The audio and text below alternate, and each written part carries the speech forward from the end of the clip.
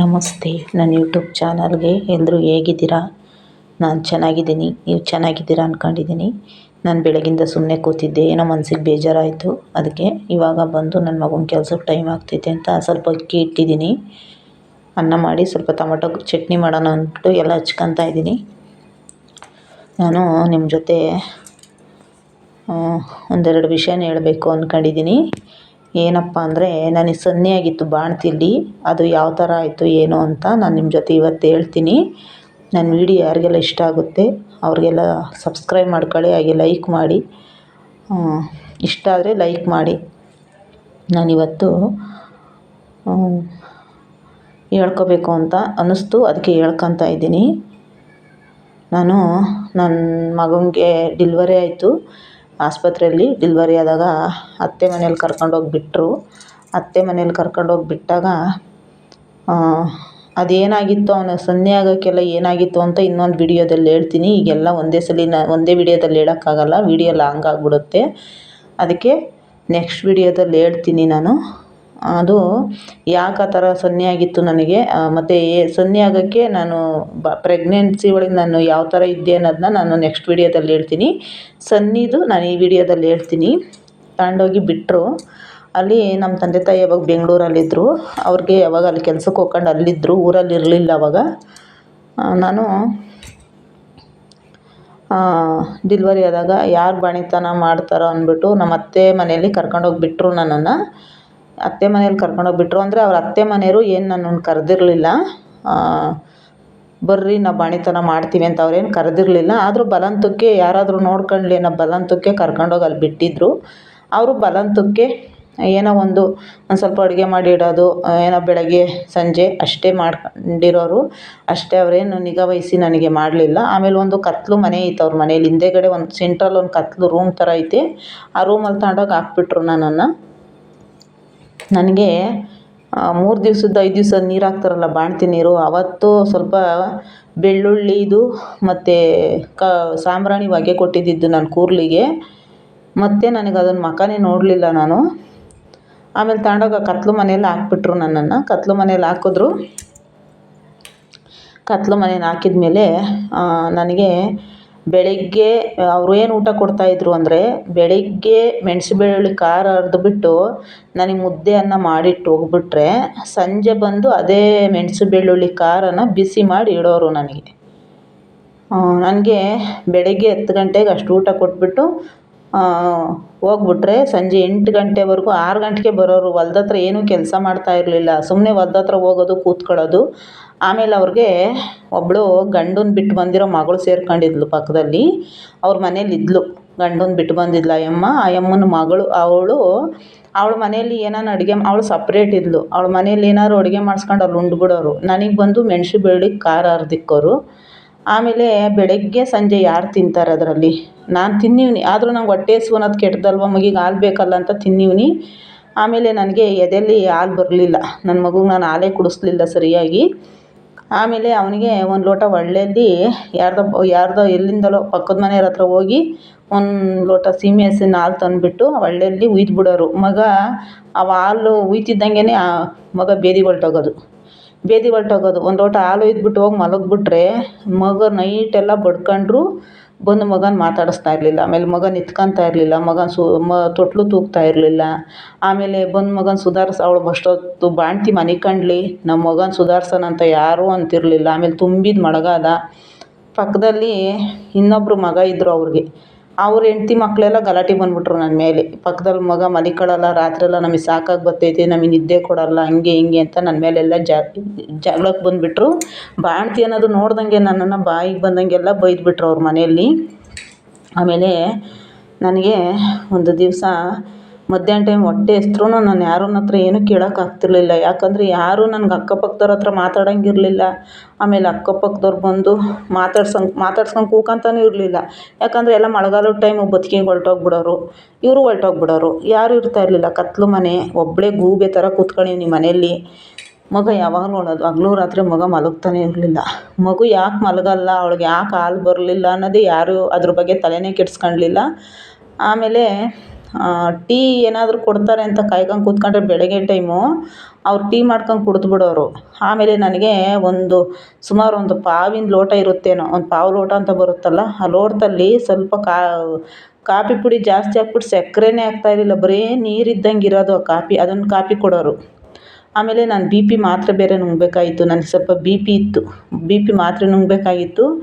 ಆಮೇಲೆ ಊತಕ್ಕೆ ಮೈ ಊತ ಇತ್ತು ನನಗೆ, ಮಾತ್ರೆ ಕೊಟ್ಟಿದ್ದರು ಡಾಕ್ಟ್ರು.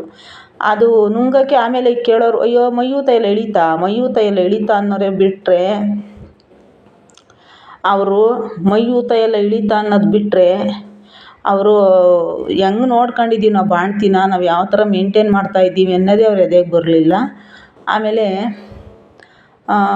ಏನು ಊಟನೇ ಇಲ್ಲ. ತಿರ್ಗಾ ಮತ್ತೆ ಸಂಜೆ ಅದೇ ಮೆಣಸಿನಕಾಯಿ ಖಾರ, ಮತ್ತು ಒಂದು ಚಿಕನ್ ಸಾರು ಸಹ ನಾನು ಊಟ ಮಾಡಿರಲಿಲ್ಲ. ಆಮೇಲೆ ಅಷ್ಟು ಇದಾಗ್ಬಿಡ್ತು.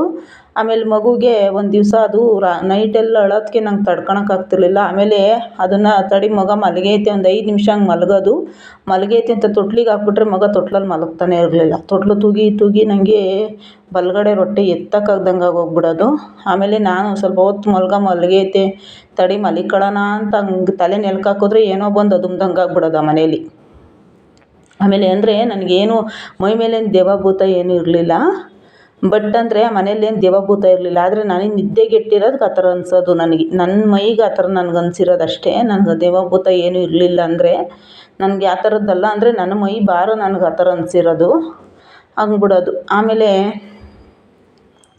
ಮಗು ನೈಟೆಲ್ಲ ನಿದ್ದೆ ಮಾಡ್ತಿರಲಿಲ್ಲ. ಆಮೇಲೆ ಎದ್ದುಬಿಟ್ಟು ಗಾಡಿಗೆ ಒರ್ಕೊಂಬಿಟ್ಟು ಮಗನ ಎದೆಗೆ ಸುಮ್ಮನೆ ಕೂತ್ಕೊಂಡ್ಬಿಡ್ತಾಯಿದ್ದೆ. ಸುಮ್ಮನೆ ಕೂತ್ಕೊಂತಿದ್ದೆ ಅಂದರೆ ನನಗೇನಾಗಿದ್ದೀನಿ ಅಂತ ನನಗೆ ಗೊತ್ತಾಗಲಿಲ್ಲ, ಅಷ್ಟು ನೋವು ಕೊಟ್ಬಿಟ್ರು. ಆಮೇಲೆ ಯಾರೂ ಬಂದು ನನಗೆ ಆ ಮಗುನ ಸುಧಾರಿಸ್ತಾ ಇರಲಿಲ್ಲ. ಆಮೇಲೆ ಪಕ್ಕದಲ್ಲಿ ಗಂಡನ ಬಿಟ್ಟು ಬಂದಿರೋಳು ಒಬ್ಳು ಇದ್ಲಲ್ಲ, ಅವಳೂ ಸಹ ಬಂದು ಮಗನ ಎತ್ಕೊಂಡಿರಲಿಲ್ಲ. ಒಂದು ದಿವಸ ಮಗ ಹೆಂಗೈತೆ ಅಂತಲೂ ಬಂದು ಮಗನ ಮಾತಾಡ್ಸಿರ್ಲಿಲ್ಲ. ಏನೆಂದ್ರೆ ಏನೂ ಇಲ್ಲ, ಕಾಲು ಕಸಕ್ಕಿಂತ ಕಡೆಯಾಗಿ ನೋಡಿಬಿಟ್ರು ನನ್ನನ್ನು, ಕಾಲು ಕಸ ಮಾಡ್ಕೊಂಡು ನನ್ನನ್ನು ತುಳಿದಾಕ್ಬಿಟ್ರು. ಅಷ್ಟು ನೋವು ಕೊಟ್ಬಿಟ್ರು. ಯಾವ ಹೆಣ್ಮಕ್ಳಿಗೂ ಆ ಥರ ಅತ್ತೆ ಮಾವನೂ ಸಿಗೋದು ಬೇಡ, ಆ ಥರ ನಾದ್ನಿದಿರು ಸಿಗೋದು ಬೇಡ, ಆ ಥರ ಕುಟುಂಬನೂ ಯಾವ ಹೆಣ್ಮಕ್ಳಿಗೂ ಸಿಗಬಾರ್ದು. ನಿಜವಾಗ್ಲೂ ಹೆಣ್ಮಕ್ಳು ಅಂದರೆ ಎಷ್ಟು ನೋವು ಕೊಟ್ಟವ್ರು ನನಗೆ ಅಂದರೆ ಬಾಣ್ತಿಲಿ. ಆಮೇಲೆ ಒಂದೇ ಒಂದು ಬಿಂದಿಗೆ ನೀರು ಕಾಯಿಸ್ಬಿಟ್ಟು ಉಯ್ಯೋರು, ನನಗೆ ಮೈ ನೋವೇ ಹೋಗ್ತಾ ಇರಲಿಲ್ಲ. ಆಮೇಲೆ ನನಗೆ ಹಾಕ್ಕೊಳ್ಳೋಕೆ ಸರಿಯಾಗಿ ಬಟ್ಟೆ ಇಲ್ಲ, ಏನಿಲ್ಲ. ಆಮೇಲೆ ನನ್ನ ಮಗುಗೂ ಅಷ್ಟೇ ಒಂದು ಕರೆಮಗಿ ನೀರು ಉಯ್ಯೋರು, ಆ ಮಗಿಗೆ ಮೈ ನೋವೇ ಹೋಗ್ತಾ ಇರಲಿಲ್ಲ ಅವರು ಉಯ್ಯೋ ನೀರು. ಆಮೇಲೆ ನನ್ನ ಮಗುಗೆ ಮೂಗು ಮುಷ್ಣಿ ಏನೂ ತಿದ್ದಿರಲಿಲ್ಲ. ನಮ್ಮಮ್ಮ ಬೆಂಗಳೂರಿಗೆ ಕರ್ಕೊಂಡು ಹೋದ್ಮೇಲೆ ನನ್ನ ಮಗುಗೆ ಆ ಥರ ಎಲ್ಲ ರೆಡಿ ಮಾಡಿರೋದು. ನನ್ನ ಮಗನ ಸಾಕಿದ್ದೆ ನಮ್ಮಪ್ಪ ನಮ್ಮಮ್ಮ, ಅದನ್ನು ನಾನು ಹೇಳ್ತೀನಿ. ಆ ಥರ ಮಾಡಿದ್ರು. ಆಮೇಲೆ ನನಗೆ ಒಂದು ದಿವಸ ನಾನೇನು ಮಾಡಿದೆ, ನನಗೆ ಅಲ್ಗವಲೆ ಒಂಥರ ಜ್ಞಾನವೇ ಒಂಥರ ಆಗೋಗ್ಬಿಡ್ತು ನನಗೆ. ಯಾಕಂದರೆ ನಿದ್ದೆ ಬೇರೆ ಕೆಡ್ತಿದ್ದೆ, ಊಟ ಬೇರೆ ಹೊಟ್ಟೆ ತುಂಬ ಇಲ್ಲ. ಆಮೇಲೆ ಅವ್ರು ಇಕ್ಕೋವರೆಗೂ ಅಡುಗೆ ರೂಮ್ ಕಡೆಗೆ ನೋಡ್ತಾ ಕೂತಿದ್ದೀನಿ ನಾನು ಊಟನ. ನಿಜವಾಗ್ಲೂ ಆ ಹೊಟ್ಟೆ ಹಸ್ವು ಯಾವ ಹೆಣ್ಮಕ್ಳಿಗೂ ಬೇಡ. ನನಗೆ ಮಗು ಹಾಲು ಕುಡಿಯೋದಕ್ಕೆ ಹೊಟ್ಟೆ ಗುರಿ ಬಿದ್ದುಬಿಡೋದ, ಅವ್ರು ಯಾವಾಗ ಮಾಡಿರ್ತಾರಪ್ಪ ಊಟನ ಅಂತೇಳಿ ಊಟದ ಕಡೆಗೆ ನೋಡಿವ್ನಿ. ಇನ್ನು ಒಲೆನೇ ಹಚ್ಚುತ್ತಾ ಇರಲಿಲ್ಲ, 8 ಗಂಟೆ ಆಗಲಿ ಒಲೆ ಹಚ್ಚುತ್ತಾ ಇರಲಿಲ್ಲ. ಬಂದು ಸುಮ್ಮನೆ ಕೂತ್ಕೊಂಬಿಡೋರು. ಏನೂ ಕೆಲಸ ಮಾಡ್ತಿರಲಿಲ್ಲ ಅತ್ತೆ ಮಾವ, ಏನೂ ಕೆಲಸ ಮಾಡ್ತಾ ಇರಲಿಲ್ಲ ಅವರು. ಬರೀ ಹೊಲ್ತಾ ಹೋಗಿ ಸುಮ್ಮನೆ ಅವ್ರ ಭಾಷಣ ಬಿಕ್ಕೊಂಬರೋದೇ ಅವ್ರಿಗೆ ಮೈ ನೋವಾಗ್ಬಿಡೋದು. ಆಮೇಲೆ ಮನೇಲಿ ಬಾಣ್ತಿ ಏನು ಮಾಡ್ಕೊಂಡ್ಲು ಅಂತಲೂ ಬಂದು ನೋಡ್ತಾ ಇರಲಿಲ್ಲ. ಅವರು ಅಷ್ಟು ಇದು ಮಾಡಿಬಿಟ್ರು. ಆಮೇಲೆ ಅವರು ಅಡುಗೆ ಊಟ ಮಾಡಿಕ್ಕೋವರೆಗೂ ಅತ್ತಲೇ ನೋಡ್ತಿದ್ದೆ ನಾನು. ಅವ್ರು ಊಟ ತಂದಿದ್ದ ತಕ್ಷಣ ಅದು ಹೆಂಗೆ ತಿಂತಿದ್ನೋ ನನಗೆ ಗೊತ್ತಿಲ್ಲ. 2 ಟೈಮ್ ಊಟ ಕೊಟ್ಟಿರೋದು ನನಗೆ, ಬೆಳಗ್ಗೆ 10 ಗಂಟೆ, ಸಂಜೆ 8 ಗಂಟೆ, ಮತ್ತು ಒಂದೇ ಟೈಮ್ ಕಾಫಿ. ಆಮೇಲೆ ಒಂದು ಬ್ರೆಡ್ ಆಗಲಿ ಏನೇ ಆಗಲಿ ಬಾಣ್ತಿ ಅಂತ ನನಗೇನೂ ಕೊಡಲಿಲ್ಲ. ಆಮೇಲೆ ನನಗೆ ಜ್ಞಾನ ಕೆಟ್ಟುಬಿಡ್ತು. ನಾನು ಏನು ಮಾಡ್ತಾಯಿದ್ದೀನಿ, ನಾನು ಎಲ್ಲಿದ್ದೀನಿ, ನಾನು ಏನು ಮಾಡ್ತಾಯಿದ್ದೀನಿ ಅನ್ನೋದೇ ನನಗೆ ಗೊತ್ತಾಗಲಿಲ್ಲ. ನನಗೇನಾಯಿತು ಅಂತ ಗೊತ್ತಿಲ್ಲ. ನನ್ನ ಮೈಂಡಲ್ಲಿ ಅದೇನಾಯಿತು ನನ್ನ ತಲೆಯಲ್ಲಿ ಅಂತ ನಂಗೆ ಗೊತ್ತಿಲ್ಲ. ಆಮೇಲೆ ನನಗೆ ಒಂದಿನ ನಾನು ಸರಿ ಮಾಡೋಣ ತಡಿ ಮಗಿಗೆ ಅಂತ ಹೋಗಿದ್ದಷ್ಟೇ ಒಲೆ ಮುಂದೆ ನಾನು. ಅದು ಸರಿ ಅದೇ ಮನೇಲೇ ಸರಿ ಮಾಡೋಣ ತಡಿ ಅಂತ ಒಲೆ ಮುಂದೆ ಹೋದೆ. ಯಾಕೋ ಮಗ ನಿದ್ದೆ ಕೊಡೋಲ್ಲ ನೈಟೆಲ್ಲ, ಸರಿ ಇಕ್ಕಣ ಅಂದ್ಬಿಟ್ಟು ಹೋದೆ. ಅದು ಹೆಂಗೆ ಸರಿ ಮಾಡಿದ್ನೋ ನನಗೆ ಗೊತ್ತಿಲ್ಲ. ಆವತ್ತು ಸರಿನೂ ಕೆಡಿಸ್ಬಿಟ್ಟಿದ್ದೀನಿ, ಮತ್ತು ನಾನು ನಿಟ್ಟೇ ಇಲ್ಲ. ಯಾರು ಏನು ಮಾತಾಡ್ತಾರೆ ಅಂತ ಗೊತ್ತಿಲ್ಲ. ಆಮೇಲೆ ನನಗೆ ಯಾರೋ ಒಬ್ಬರು ಹಿಂಗೆ ಯಾರಾದರೂ ಮಾತಾಡ್ಸಿದ್ರೆ ಒಂಥರ ಒಬ್ಬೊಬ್ಬಳೇ ಮಾತಾಡೋದು, ಆಮೇಲೆ ಏನೇನೋ ಒಂಥರ ನನಗೆ ಆಗೋಗ್ಬಿಡ್ತು. ಆಮೇಲೆ ಅವ್ರ ತಾವೆಲ್ಲ ಮಾತಾಡೋದು, ಹುಚ್ಚಿ ಥರ ಮಾತಾಡೋದು. ಆಮೇಲೆ ಈ ಮೆಂಟ್ಲು ಅಂತಾರಲ್ವ ನೋಡಿ, ಆ ಥರ ಎಲ್ಲ ಆಗೋಗ್ಬಿಡ್ತು. ಏನಂದರೆ ನನಗೆ ಮೈಂಡ್ ಆ ಥರ ಆಗೋಗ್ಬಿಟ್ಟಿತ್ತು. ನನಗೆ ಜ್ಞಾನ ಏನು ಮಾತಾಡ್ತಾ ಇದ್ದೀನಿ ಅಂತಲೇ ಗೊತ್ತಾಗ್ತಿರ್ಲಿಲ್ಲ ನನಗೆ. ಒಂಥರ ಆಗೋಗ್ಬಿಡ್ತು. ಈಗಲೂ ನನಗೆ ಕೆಲವು ಜನಗಳು ಮೆಂಟ್ಲು ಥರ ಮಾತಾಡ್ತೀಯಾ, ಹುಚ್ಚಿ ಥರ ಮಾತಾಡ್ತೀಯ ಅಂತ ಆಡ್ಕೊಂತಿರ್ತಾರೆ. ಅವಾಗ ತುಂಬ ಅಂದರೆ ತುಂಬ ನೋವು ಆಗ್ತೈತೆ ನನಗೆ. ಯಾಕಂದರೆ ಅಷ್ಟು ಒಂದು ಕೆಟ್ಟದಾಗಿ ನನ್ನನ್ನು ಬಳಸ್ಕೊಂಬಿಟ್ರು. ಕೆಟ್ಟದಾಗಿ ಶಿಕ್ಷೆ ಕೊಟ್ಬಿಟ್ರು. ಬಾಣ್ತಿದ್ದಿರ್ಗೆ ಯಾವತ್ತೂ ಆ ಥರ ಮಾಡಬಾರ್ದು, ಆದರೂ ಮಾಡಿದ್ರು. ನಾನು ಅದನ್ನು ಅನುಭವಿಸಿ ಬಂದಿದ್ದೀನಿ. ಆ ಸನ್ನಿ ಅನ್ನೋದು ನನ್ನ ತಲೆಗೆ ಯಾವಾಗ ನನಗಾಯಿತು, ಆವಾಗ ನನ್ನ ಮೈ ಮೇಲೆ ಬಟ್ಟೆನೇ ಇರ್ತಾ ಇರಲಿಲ್ವಂತೆ. ಆಮೇಲೆ ಯಾರನ್ನಾರು ಅವ್ರನ್ನೇ ಓಡಿಸ್ಕೊಂಡು ಓಡೋಗೋದು, ಊರಲ್ಲೆಲ್ಲ ಓಡಾಡೋದು. ಆಮೇಲೆ ಮಗಿನ ಮುಖನೇ ನೋಡಿಲ್ಲ ನಾನು. ಮಗ ಹೆಂಗೈತೆ ಅಂತ ನಾನು ನೋಡಿಲ್ಲ. 1.5 ತಿಂಗಳು ನಾನು ಅವ್ರ ಮನೇಲಿ ಊಟ ಮಾಡಿರಲಿಲ್ಲ. 1 ತಿಂಗಳು ಚೆನ್ನಾಗಿ ನಿದ್ದೆಗೆಟ್ಬಿಟ್ಟಿದ್ದೆ. ಆಮೇಲೆ ಊಟ ಸರಿಗಿಲ್ಲ. ಆಮೇಲೆ ನಿಗಾಯಿ ಮಾಡಲಿಲ್ಲ. ಆಮೇಲೆ ಅಕ್ಕಪಕ್ಕದವ್ರ ಜೊತೆ ಮಾತಿಲ್ಲ, ಕತೆ ಇಲ್ಲ. ಗೂಬೆ ಥರ ಕತ್ಲು ಕೋಣೆಯಲ್ಲಿ ಬಿದ್ದಿದ್ದೆ ನಾನು. ಯಾರೂ ಸಹ ನನ್ನ ಕಡೆ ಗಮನನೇ ಕೊಡಲಿಲ್ಲ. ಆಮೇಲೆ ಒಂದು ದಿವಸ ಜಾಸ್ತಿ ಆದಾಗ ನಮ್ಮೂರಲ್ಲೇ ಯಾರೋ ಫೋನ್ ಮಾಡಿ ಹೇಳಿದ್ರು. ನಮ್ಮಪ್ಪ ನಮ್ಮಮ್ಮ ಬಂದಿದ್ದು ನೆನಪಷ್ಟೇ ನನಗೆ. ಅಪ್ಪ ಅಮ್ಮ ಬಂದಿದ್ದು ನೆನಪಷ್ಟೇ ನನಗೆ. ಮಲಗಿಬಿಟ್ರೆ ಏನೇನೋ ಆಗೋಗ್ಬಿಡೋದು. ಆಮೇಲೆ ಅಪ್ಪ ಅಮ್ಮ ಬಂದರು. ಆಮೇಲೆ ಅವರು ಆಸ್ಪತ್ರೆಗೆಲ್ಲ ಕರ್ಕೊಂಡೋದ್ರು. ನಮ್ಮೂರ ಹತ್ರ ಕಾಡ್ಗುಜ್ಜಿನಹಳ್ಳಿ ಆಂಜನೇಯ ದೇವಸ್ಥಾನ ಐತಲ್ಲ, ದೇವಸ್ಥಾನ ಐತೆ. ಅಲ್ಲಿ ಕರ್ಕೊಂಡೋಗಿ ನನ್ನನ್ನು ಒಂದು ದಿವಸ ಹಾಕ್ಕೊಂಡಿದ್ರಂತೆ ನೈಟು. ಯಾವುದೋ ಭೂತ ಹಿಡ್ಕೊಂಬಿಟ್ಟೈತೆ, ಯಾರೋ ಮಾಟ ಮಾಡಿಸ್ಬಿಟ್ಟವ್ರೆ ಅಂತ ಹೇಳಿದ್ರಂತೆ ಅತ್ತೆ ಮನೇಲಿ.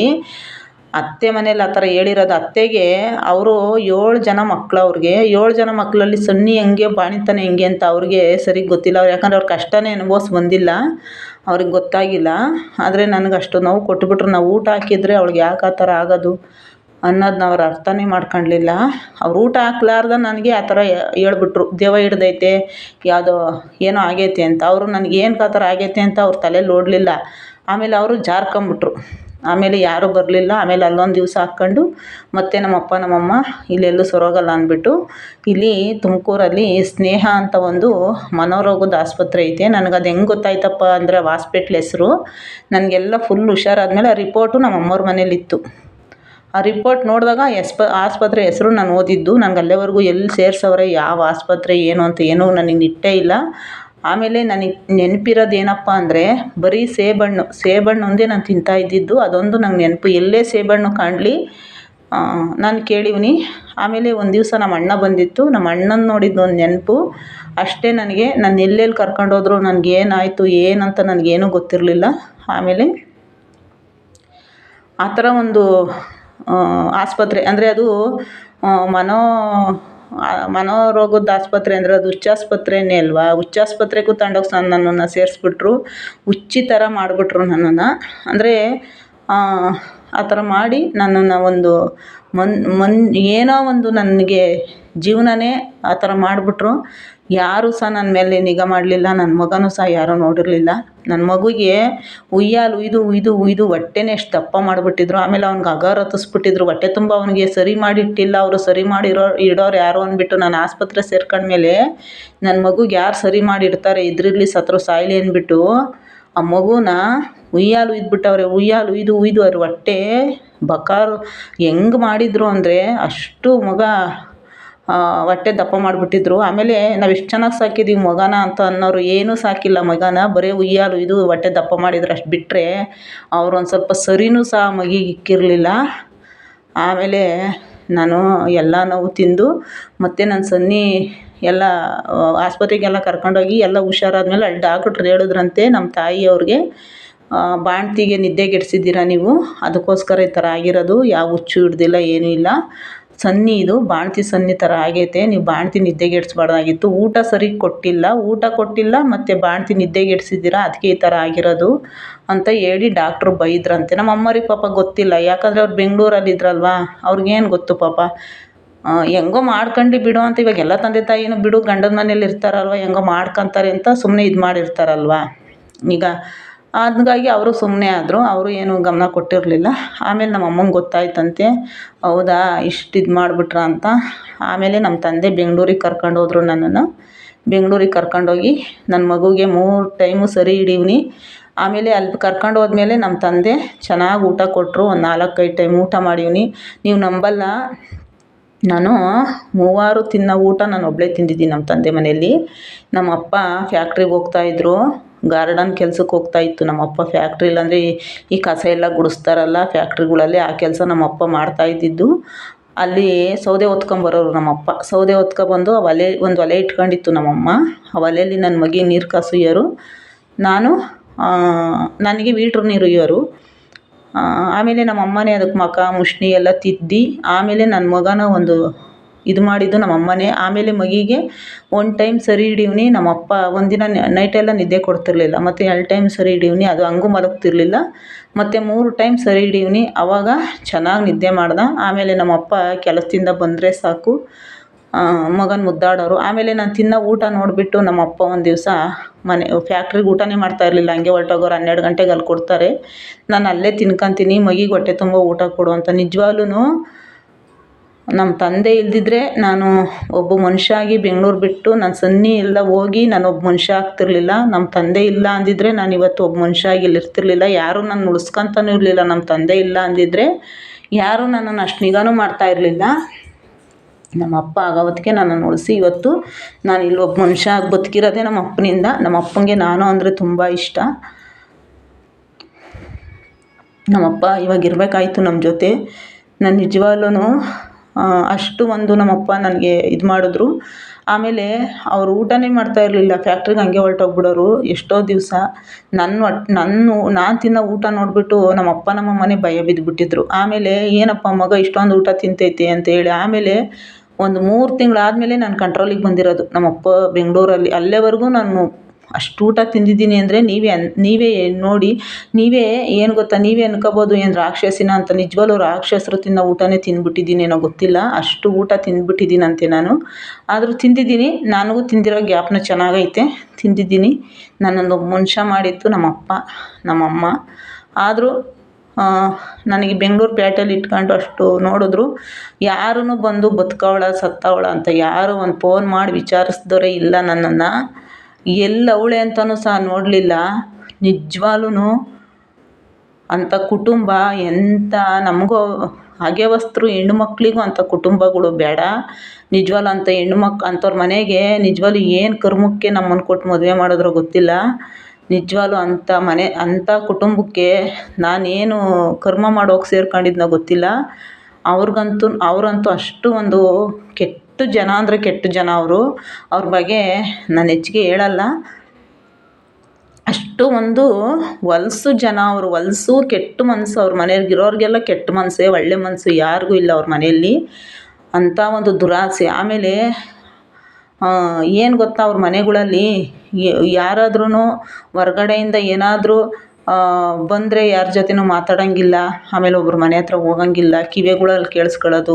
ಆಮೇಲೆ ಗೋಡೆ ಮರೆಯಲ್ಲಿ ನಿಂತ್ಕೊಂಡು ಕೇಳಿಸ್ಕೊಳ್ಳೋದು. ಆಮೇಲೆ ಆಡ್ಕೊಳ್ಳೋದು, ನಗೋದು. ಇವತ್ತು ಆ ಊರಿಗೆ ಹೋದರೆ ನನ್ನನ್ನೆಲ್ಲ ಆಡ್ಕೊಂಡು ನಗ್ತಾರೆ. ಯಾಕಂದರೆ ನಿಂಗೆ ಸನ್ನೆ ಆಗಿತ್ತಲ್ವ ಅಂತ. ಆಮೇಲೆ ಬೆಂಗ್ಳೂರಿಗೆ ಹೋಗಿ ಸೇರ್ಕೊಂಡೆ ನಾನು. ಬೆಂಗ್ಳೂರಿಗೆ ಹೋಗಿ ಸೇರ್ಕೊಂಡ್ಮೇಲೆ ಎಷ್ಟೋ ಜನ ನನ್ನನ್ನು ಸತ್ತೋಗ್ಬಿಟ್ಟವಳೆ ಬದುಕಿಲ್ಲ ಅಂದ್ಕೊಂಬಿಟ್ಟಿದ್ರು.